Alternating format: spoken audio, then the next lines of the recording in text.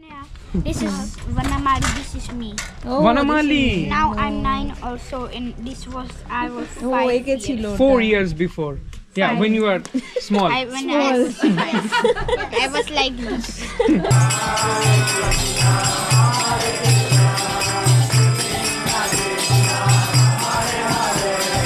এই ইসকন টেম্পলটার খুব কাছে জায়গাটা ভীষণ সুন্দর। এটা মনে হচ্ছে আমাদের ওয়েস্ট বেঙ্গলের কোনো গ্রামের দিকেরই কোনো একটা রাস্তা ধরে আমরা হেঁটে যাচ্ছি।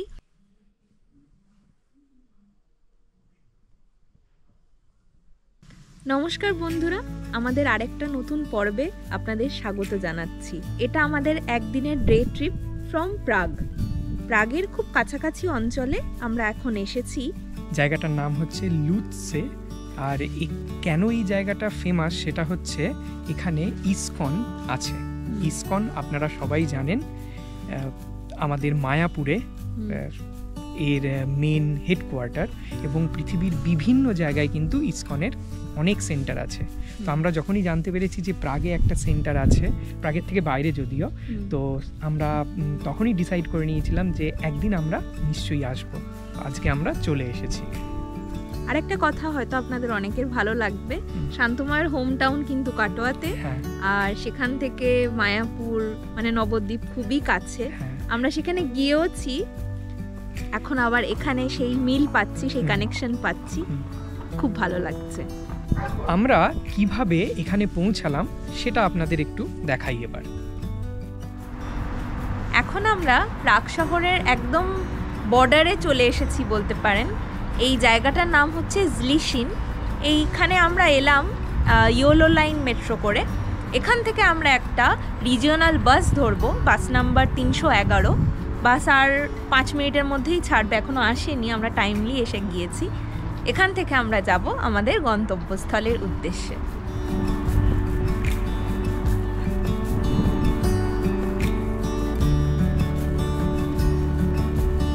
আমরা বাসে এখন বসে পড়েছি, টিকিট কাটলাম। যেহেতু আমাদের যে ডেস্টিনেশন সেটা প্রাগের বাইরে, প্রাগ যে মেন সিটি তার বাইরে, সেই জন্য আমাদের যে টিকিট, অ্যানুয়াল টিকিট, সেটা কিন্তু কাজ করবে না। এই যে ঝলিসিন পর্যন্ত আমরা এলাম, সেই পর্যন্ত এই টিকিটটা কাজ করলো। তারপরে আমাদের আবার বাসে ওঠার সময় টিকিট নিতে হলো 40 ক্রাউনস পার হেড। আর এই টিকিট কিন্তু বাসের ভেতরে উঠেই কাটা যায়। ড্রাইভার সাহেব যিনি থাকেন তাকে স্টপ বলতে হয়, কোন স্টপে আমরা নামবো। তো আমরা ঝলিসিন থেকে ওই স্টপে আপনাদের নামটা লিখে দিলাম, সেই স্টপে পর্যন্ত পড়লো টিকিটটা 40 ক্রাউনস, মানে আমাদের ইন্ডিয়ান কারেন্সিতে 130-140 টাকা পার হেড।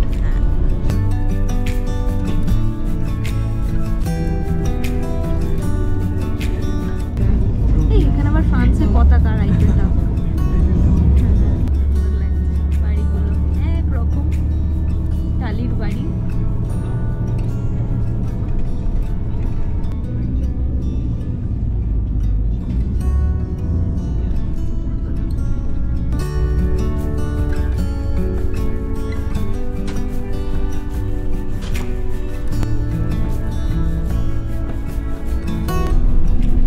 এখানেও কিন্তু চাষের জমিতে প্রচুর গরু দেখতে পাওয়া যায়।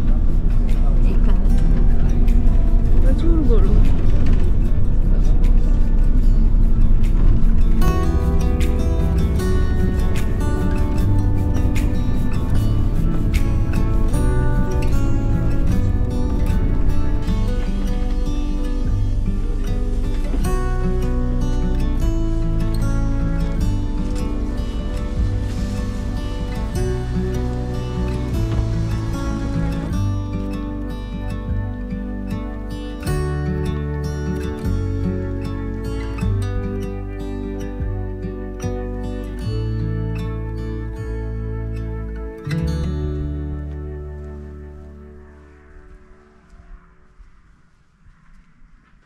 এই ইসকন টেম্পলটার ক্যাম্পাসের মধ্যেই কিছু বাচ্চা এই কিছু খাবার জিনিস বিক্রি করছিল, ওরা ওখানে বানাচ্ছিল। একটু আগে আমরা দেখছিলাম যে কিছু একটা করছিল। তো বিভিন্ন পুডিং প্লাস কেক, তারপরে এরকম ধরনের কিছু দেখাই, মাফিন, হ্যাঁ এরকম কিছু ওরা ডেকোরেট করছিল। তখন দেখছিলাম বাইরে থেকে যে কিছু একটা করছে। তো এটা ওরা বানিয়ে বিক্রি করছে। তো আমরা একটা এরকম পুডিং নিয়েছি আর একটা মাফিন নিয়েছি। তো এটার দাম নিয়েছে 20 ক্রাউন্স। 20 ক্রাউন্স করে। 20 ক্রাউন্স, এটাও 20 ক্রাউন্স। খুবই নমিনাল। হ্যাঁ, খুবই নমিনাল। তো এটা ওরা, আর যেখানে আমরা বসে আছি এটা কিচেন এরিয়া বললো, প্লাস গেস্টরা ওয়েটিং রুম হিসেবেও ব্যবহার করতে পারে। ওনার পাশেই হচ্ছে টেম্পেলের ওই কীর্তন করার জায়গা। আমরা এখন এটা একটু টেস্ট করে দেখব কি কেমন খেতে। ভালো ভালো খেতে, খুবই ভালো খেতে।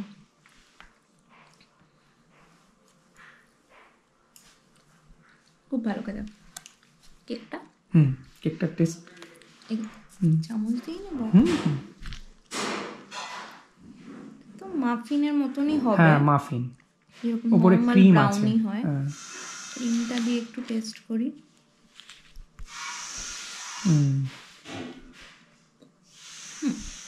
এরকম ভালো খেতে পুডিংটা। ওই জন্য পুডিং আরও ছিল, আর একটা বড় পুডিংও ছিল। ওটা রাখতে রাখতেই দেখলাম সেল হয়ে গেল। 4টেই ছিল এবং একজনই 4টে ওনার ফ্যামিলির জন্য নিয়ে নিলেন। তো বুঝলাম যে পুডিংটা খুব ভালো চলে এখানে। এই ইসকন টেম্পলটার খুব কাছে, জায়গাটা ভীষণ সুন্দর। এটা মনে হচ্ছে আমাদের ওয়েস্ট বেঙ্গলের কোনো গ্রামের দিকেরই কোনো একটা রাস্তা ধরে আমরা হেঁটে যাচ্ছি। মানে প্রচন্ড মিল পাচ্ছি। সামনে আমরা একটা পুকুরের সামনে দাঁড়িয়ে আছি, আর বাড়িগুলো হচ্ছে টালির ডিজাইনের বাড়ি। একটু আগে কতগুলো হাঁস দেখলাম, অনেক হাঁস এইদিকে এলো, এই পুকুরের এইদিকে। তো দেখে পুরো মনে হচ্ছে একই রকম, মানে গ্রাম বাংলা যেরকম হয় আর কি, সেরকমই অনেকটা। এখানে শুধু টালির বাড়ির ওপরে দেখলাম সোলার প্যানেল আছে কিছু, তো সেটা একটুখানি আলাদা লাগলো। না হলে বোঝা যাচ্ছে না যে আমরা ইউরোপের একটা বড় শহরের মাত্র 20 কিলোমিটার দূরে আছি, নাকি আমরা মায়াপুরেরই কোনো একটা কাছাকাছি অঞ্চলের গ্রামে আছি।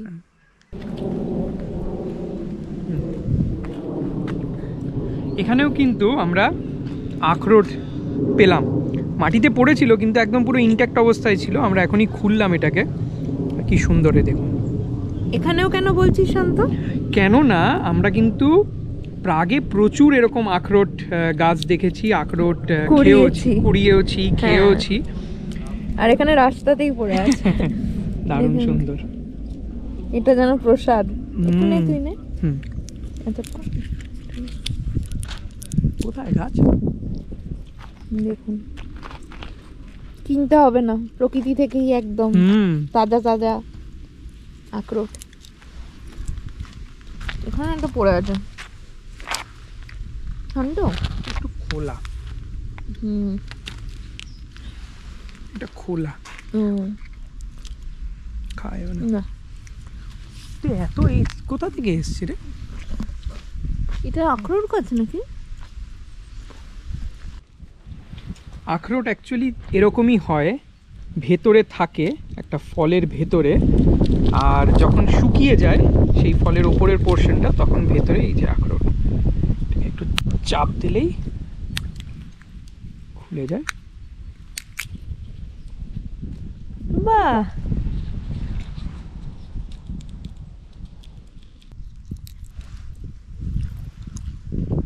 খুবই ভালো, খুবই টেস্টি, খুবই ভালো রে। যারা যারা আখরোট দেখেনি, আখরোট গাছ বা আখরোট ফল কি করে ফাটিয়ে খাওয়া যায়, তাদের জন্য কি কমেন্ট কিছু আছে মেসেজ? তাদের জন্য মেসেজ হচ্ছে না, আখরোট আমরা অনেকেই দেখেছি, কিন্তু এরকম ডাইরেক্ট আখরোট গাছের নিচে আখরোট পড়ে আছে আর পুরো ইনট্যাক্ট অবস্থায়, মানে উপরের যে পোর্শন সেটাও আছে এর মধ্যে, এরকম হয়তো অনেকেই আপনারা দেখেননি। তো তাদের জন্য দারুণ টেস্টি।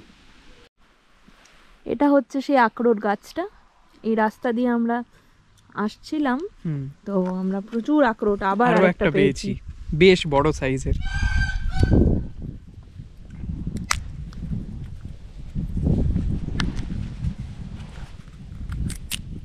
ওয়াও, দারুণ। এটার মধ্যে একটু ফাঙ্গাস হয়ে গেছে। হ্যাঁ, এটা খাওয়া যাবে না? না না না না, এটা খাওয়া উচিত নয়। এটা ফাঙ্গাস হয়ে গেছে, এটা ভালো না। যেতে যেতে শান্তময় হ্যাঁ, একটা বিড়াল দেখতে পেলাম। জেনারেলি এখানে কিন্তু স্ট্রে ডগ বা স্ট্রে ক্যাট থাকে না, মানে প্রায় জিরো। এও হবে কারুর বাড়ির, কিন্তু আপাতত বাইরে রোদ পোহাচ্ছে। আর আজকে বেশ ঠান্ডা এখানে, 6 ডিগ্রি মতো টেম্পারেচার, ওই জন্য আরামসে এখন রোদ পোহাচ্ছে।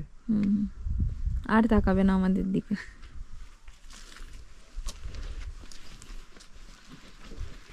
আজকে অক্টোবর মাসের 15 তারিখ।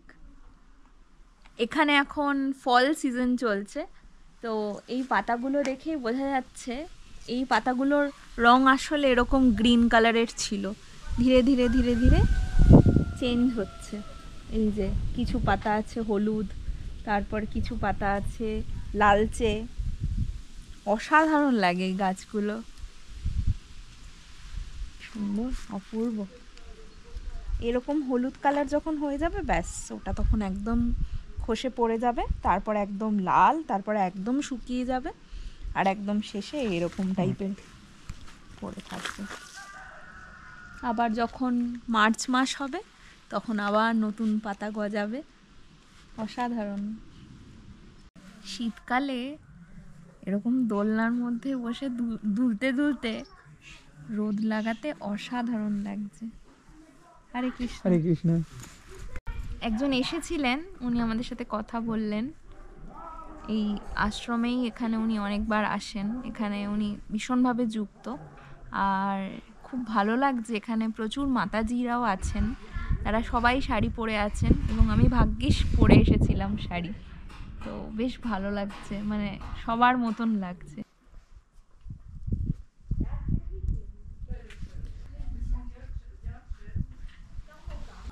এই ক্যাম্পাসটা যদিও খুবই ছোট, কিন্তু এখানে অনেক পূজারীরা থাকেন, ব্রাহ্মণ যারা তারা থাকেন, কিছু মাতাজিরাও থাকেন, আর কিছু বাচ্চাদের দেখলাম যেখান থেকে যাদের কাছ থেকে আমরা পুডিং কিনলাম আর মাফিনটা কিনলাম। এখানে দেখতে পাচ্ছি একটা বালির জায়গা, এইটা কিন্তু খুব স্পেশাল। এখানে মোটামুটি 4-5 বছরের যারা কম বয়সী তারা এইটা দিয়েই খেলে। বালি থেকে তোলে, মোটামুটি 2 বছর তো খুবই ফেভারিট গেম, এই বালি দিয়ে সমস্ত জিনিসপত্র। এইটা দিয়ে বালি তোলে, বেলচা, আর ভরে, আর এটা দিয়ে বালি ভরে। Tohle. Ty jsi kreslil? I tohle. Take a picture. Okay. But when they were small, that's like 4 years ago. Já? So when they were more Moje? sweet. Pozor, tady na ty mafiny, strkáš to do těch mafinů. Mina.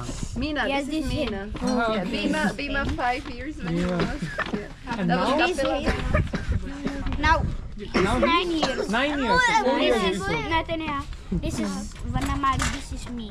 Vanamali. Now I'm 9 also, and I was 5 ও একে ছিল 4 years before. Yeah, when you were small. When I was like this. I was like this one. You know, Matěj, půjdeme Very do nice. Lakšmi. Very nice. Jestli si něco chce koupit, nějaký svěcený papání. Bimo. Býma. Pavaný, můžu jít pro Matěje mámu. No, když se vrátíte hned. আরো কিছু চলে এসেছে খাবার, vanilla muffin.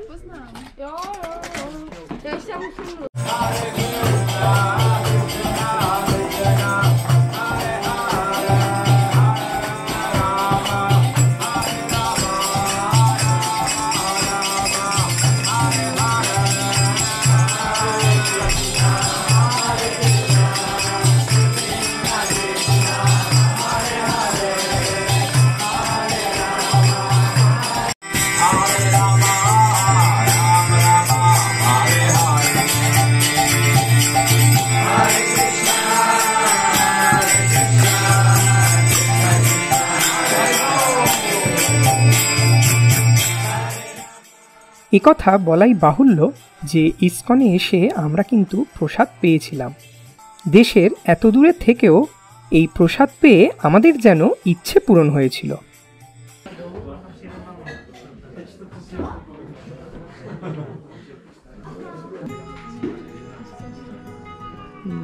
আমরা একটু আগেই ভোগ খেলাম, ভোগের যে প্রসাদ হয়, আর তার আগে বচন শুনলাম, তারপরে কীর্তন হলো, এই সমস্ত হলো, অনেকক্ষণ ধরে প্রোগ্রাম চললো। পরিস্থিতিটা কিন্তু একদম অন্যরকম। আমরা যে প্রাগে আছি, একটা বিদেশে, একটা জায়গায়, একদমই মনে হচ্ছে না। এখানে এসে মনে হচ্ছে না আমাদের দেশের মতোই আমাদের লাগছে। মহিলারা শাড়ি পরে আছে, ছেলেরা ধুতি পরে আছে, তো ভীষণ ভালো লাগছে।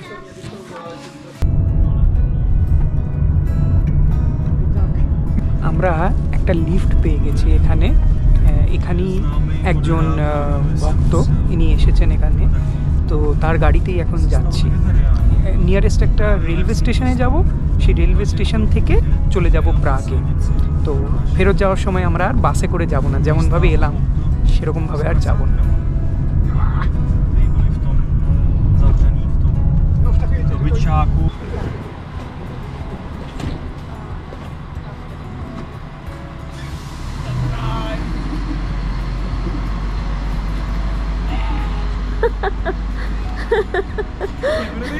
ক্যামেরা দেখে করছে। আমরা এখন এই স্টেশনে আছি। আমরা পৌঁছালাম, গাড়ি করে আমরা পৌঁছালাম। আমাদের পেছনে যে দাদু দাঁড়িয়ে আছেন, উনি আমাদেরকে হেল্প করলেন এই গাড়িটা ধরার জন্য। ওনার পরিচিত একজন, তার থ্রু দিয়ে তার গাড়িতে করেই এলাম। তো এখন এই স্টেশনে দাঁড়িয়ে আছে, একটা ছোট্ট স্টেশন, ভীষণ সুন্দর। আর আমাদের ট্রেন আর 20 মিনিট পরেই আসবে। 17টা 41 ট্রেনে আমরা উঠবো।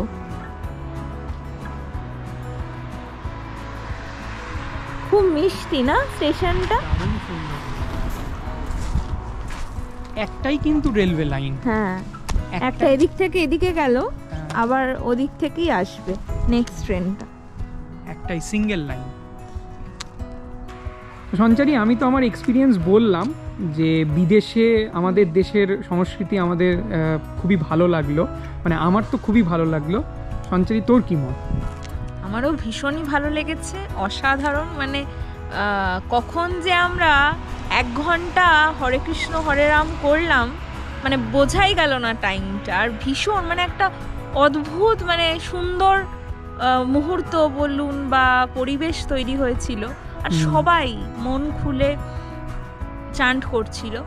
আর তার সাথে সাথে যেটা আরও ভালো লাগলো সেটা হচ্ছে ভগবত গীতার কিছু কথা শুনলাম, বেশ ভালো লাগলো সেগুলো।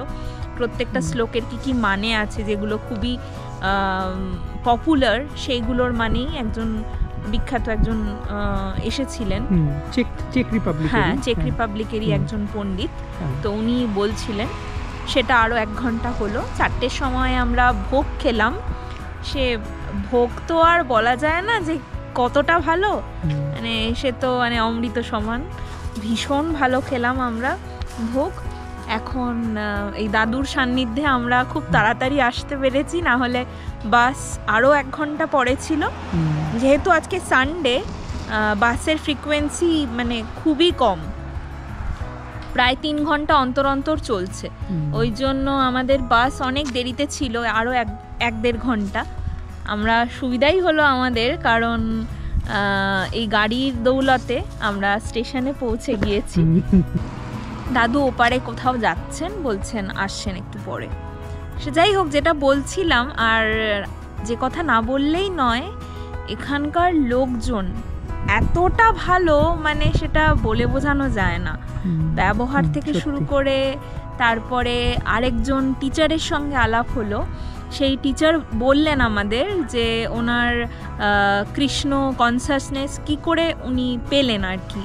তো উনি 13 বছর ধরে এই ইসকনের সাথে যুক্ত আছেন।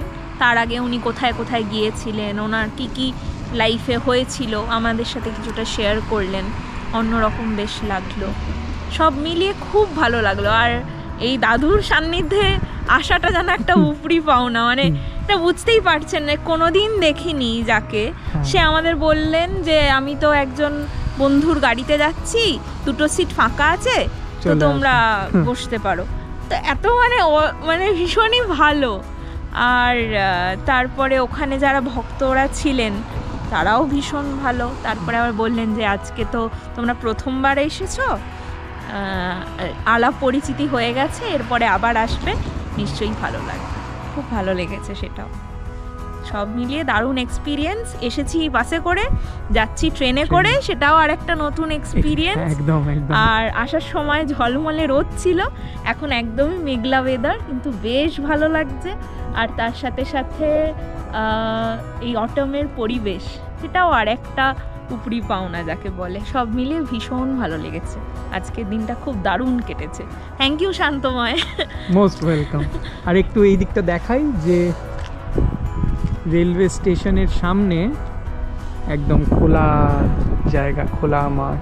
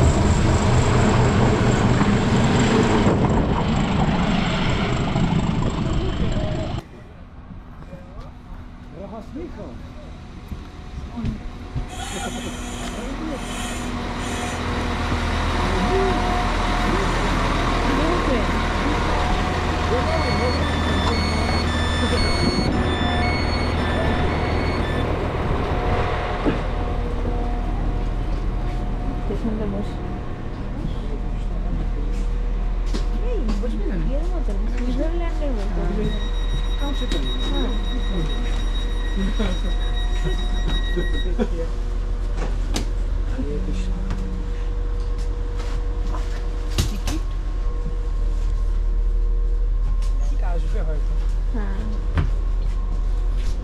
You see?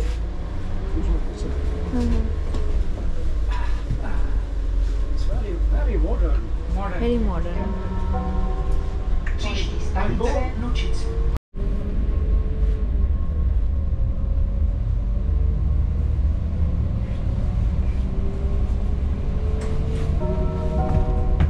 Příští stanice Rudná zastávka. Zastávka na znamení. Pro výstup stiskněte tlačítko signalizace. এই ট্রেনটা কিন্তু আমাদের সুইস ট্রেনের মতনই লাগছে, অনেকটাই কি মানে পুরোটাই বলতে পারেন ওরকমই লাগছে। সে দরজা খোলা থেকে শুরু করে, বসার অ্যারেঞ্জমেন্ট থেকে শুরু করে, ওয়াশরুমও আছে, আর প্রায় সিমিলার। আর আমাদের সঙ্গে যে দাদু যাচ্ছেন উনিও বললেন যে এটা হচ্ছে নতুন ট্রেন, তো ওই জন্যই মনে হয় সব ট্রেনগুলোই মোটামুটি সমান।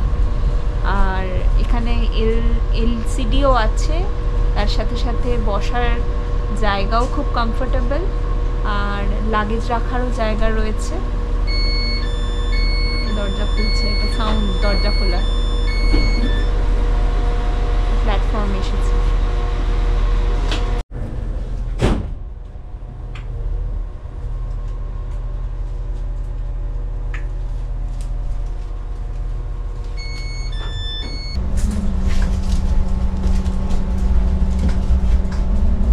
আমাদের পেছনেই এখনই গেলেন এখানকার যিনি টিকিট চেক করেন প্লাস টিকিট কেটেও দেন। তো যেটা বলার বিষয় ইন্টারেস্টিং সেটা হচ্ছে প্রাগ থেকে যখন বাইরে আসা হয় এই সমস্ত স্টেশন যেরকম আপনাদের দেখালাম, স্টেশনে কিন্তু কিছুই নেই, মানে কোনো টিকিট কাউন্টার নেই, কিচ্ছু নেই, ইভেন অটোমেটিক টিকিট মেশিনও নেই। তো সেই সমস্ত স্টেশনে যখন ট্রেনে ওঠা হয় সেই সমস্ত স্টেশন থেকে, তখন কোনো টিকিট কাউন্টার যেহেতু থাকে না, সেই জন্য ট্রেনের ভেতরেই টিকিট চেকারই টিকিট কেটে দেন। আমরা টিকিট কাটলাম, আমাদের সঙ্গে সঙ্গে টিকিট দিয়ে দিলেন এবং 54 ক্রাউন্স পড়লো দুজনের, পার হেড 28 ক্রাউন্স। আমরা এই জায়গাটায় বসে আছি, এখানে দুটো সিট আছে এইভাবে, আর এই দিকে মুভ করা সিট, ওরকম এইদিকেও এরকমই আছে। তো সিটগুলো কিন্তু যথেষ্ট কমফোর্টেবল, যেরকম সঞ্চারী আগেই বললো যে এই যে ট্রেনটা এটা কিন্তু একটা নতুন ট্রেন, একদম ব্র্যান্ড নিউ, যেটা আমাদের দেখে মনে হচ্ছে। তো সেই অনুযায়ী সিটগুলোও কিন্তু ভীষণ কমফোর্টেবল, যথেষ্ট ভালো। হাতলও আছে, হাতল নামানো যায়। আর পাশেই WC আছে এইদিকে। গ্রিন কালার মানে কি? গ্রিন কালার মানে হচ্ছে এখন যাওয়া যায়, খালি আছে। আর যদি ওটা রেড কালার থাকে তার মানে হচ্ছে ওটা অকিউপাইড। আরেকটা মিল পেলাম সুইস ট্রেনের সাথে, সেটা হচ্ছে ট্রেনের মধ্যে ওয়াইফাই কানেকশন রয়েছে এবং বেশ ভালো স্পিড 5G।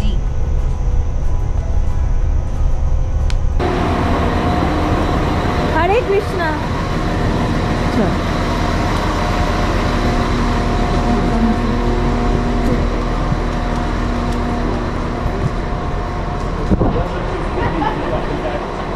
পৌঁছে গেছি, আরেকটা ট্রেন ধরবো। সেই ট্রেনে করে আমরা যাব ক্লাবনি নাদরাজি বা সেন্ট্রাল রেলওয়ে স্টেশন।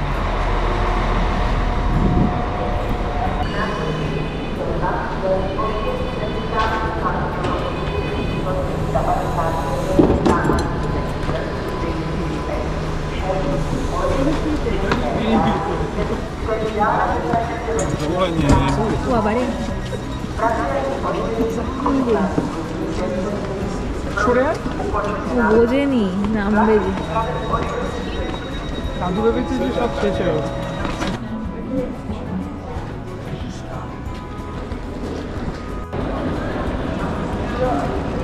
আমরা এখন পৌঁছে গেছি প্রাগের গ্লাভনি নাদরাজি স্টেশনে। এই গ্লাভনি নাদরাজি স্টেশনেই আমাদের আজকের জার্নি আমরা শেষ করলাম। আশা করি আপনাদের এই পর্বটা ভালো লেগেছে। যদি ভালো লেগে থাকে তাহলে অবশ্যই একটা লাইক করে দিন এই ভিডিওটাতে। আর পরবর্তী পর্বগুলো দেখার জন্য সমস্ত নোটিফিকেশান পেতে সাবস্ক্রাইব করে বেল আইকনে ক্লিক করতে কিন্তু একদম ভুলবেন না। আর আজকের পর্বটা আপনাদের কেমন লাগলো সেটা কমেন্টের মাধ্যমে কিন্তু অবশ্যই লিখে জানাবেন। বাই বাই তাহলে।